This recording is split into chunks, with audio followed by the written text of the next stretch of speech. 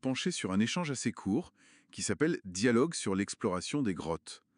Alors, la source est brève, c'est vrai, mais elle met côte à côte deux idées plutôt intéressantes, je trouve. L'analyse scientifique des roches, d'un côté, et puis cet attrait très fort pour l'exploration souterraine. Notre but, c'est un peu d'en extraire la substance. Comment on passe comme ça naturellement de la géologie presque pointue à l'aventure personnelle en spéléo. Allez, on va décortiquer un peu cet échange, voir ce qu'il nous dit. Ça commence avec une référence à l'analyse spectrale des structures rocheuses. Et c'est décrit d'une manière assez imagée. Lire les secrets des montagnes. C'est une formule qui intrigue un peu, non? Comment la science peut lire la roche, concrètement. Ah oui, absolument. Et l'expression est vraiment bien trouvée, hein. Pour faire simple, l'analyse spectrale, ça utilise la lumière, comment elle est absorbée ou réfléchie par la roche. Ça permet de savoir de quoi elle est faite chimiquement. Un peu comme les astronomes, tu vois, qui analysent la lumière des étoiles. Donc oui, c'est une façon très très concrète de déchiffrer l'histoire géologique, les fameux secrets de formation que la montagne cache. Et le fait de lier cette technique qui pourrait sembler un peu aride à une image si poétique, ça la rend tout de suite plus parlante. Ça montre bien l'émerveillement que la science peut provoquer face à la nature. Hmm, d'accord, c'est plus clair comme ça. Et juste après cette évocation scientifique, hop, la conversation bascule.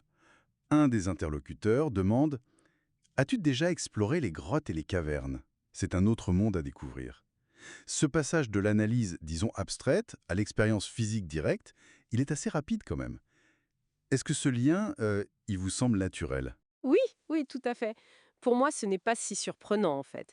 Souvent, la curiosité intellectuelle, ce besoin de comprendre comment les choses marchent, comme la formation des roches par exemple, ça se prolonge assez logiquement par l'envie d'aller voir soi-même, d'aller toucher, de ressentir les choses.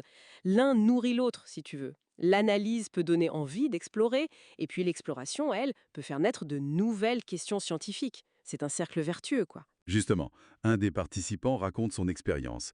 Il dit être allé très loin dans une grotte. Et là, il a vu des stalactites et des stalagmites incroyables. Vous savez, ces grandes formations de calcaire qui pendent du plafond ou qui montent du sol. Oui, sculpté par l'eau, goutte après goutte pendant des milliers d'années. C'est ça. Mais il ajoute un détail amusant, je trouve. Pas de trésors ni de créatures mystérieuses. Oui, ça c'est une remarque assez révélatrice. Ça démystifie un peu l'aventure à la Indiana Jones, hein. L'exploration, c'est souvent teinté d'imaginaire, hein. On cherche l'extraordinaire, le trésor caché.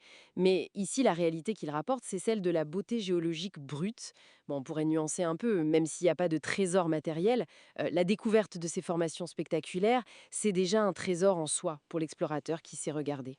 Ça montre bien comment l'attrait pour l'aventure se mélange à une forme de curiosité scientifique, même si elle n'est pas dite explicitement. S'émerveiller devant ces structures, c'est aussi se demander comment ils se sont formés si lentement. Mhm. Et on sent qu'il y a une vraie connexion entre les personnes qui discutent. Ils s'invitent l'un l'autre à partager d'autres histoires, d'autres endroits à visiter. Exactement. Cet échange d'invitations, de partager des expériences, des recommandations, ça montre bien qu'il y a un intérêt sincère pour ce que l'autre a vécu. Ce n'est pas juste une conversation polie, quoi. On sent un désir palpable de continuer à parler de ça, de l'exploration. Alors, au final, qu'est-ce qu'on retient de cette brève interaction? Elle met en lumière deux facettes de notre rapport au monde, en fait. D'un côté, il y a ce désir de comprendre intellectuellement, de manière abstraite, via la science, cette idée de lire les secrets des montagnes. Et de l'autre, le besoin d'expérimenter physiquement, de découvrir par l'immersion dans un autre monde. L'analyse spectrale et la spéléo, même si c'est très différent, ça apparaît ici comme deux expressions complémentaires de la curiosité humaine. Tout à fait. Et ça ouvre une piste de réflexion assez intéressante, je trouve, qui est suggérée par la fin de leur échange, quand ils parlent d'organiser une prochaine aventure ensemble. On peut se demander, qu'est-ce qui se passerait si on mariait plus systématiquement ces deux approches?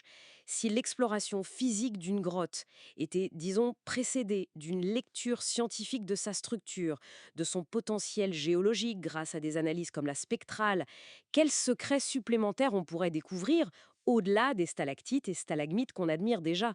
Quelle connexion inattendue pourrait émerger entre l'histoire profonde de la Terre et puis notre expérience humaine directe? Bon, c'est une question qui reste ouverte, hein. Une invitation peut-être à penser l'exploration de demain différemment. Bienvenue. Aujourd'hui, on va se pencher sur un échange assez court